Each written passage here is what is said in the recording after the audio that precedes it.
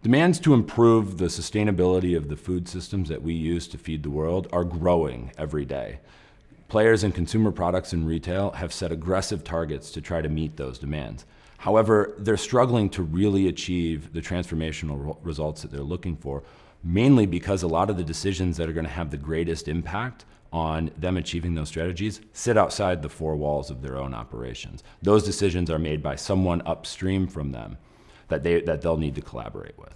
One of the pieces of evidence that we see that this is so difficult is upstream agricultural suppliers often have less aggressive sustainability targets than their downstream retail and consumer partners. The reason for that is because they're closer to the action and they know exactly how difficult it's going to be to change some of the decisions that are going to need to be changed. This is a complex issue.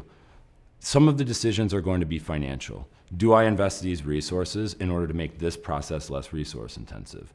Other ones, you're going to be taking 2 steps forward on one issue and 1 step back on another. For example, cattle emit less methane when they digest a grain-based diet than they do when they eat grass.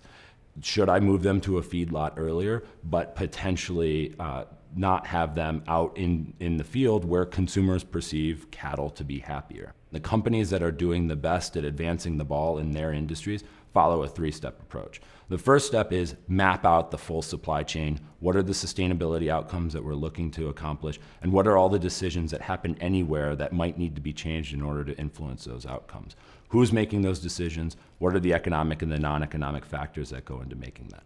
Step 2, construct a portfolio of actions. What decisions need to be changed? Who needs to change them? Why is that difficult? Is there anybody else who can change the way that they behave to make that decision a little bit easier?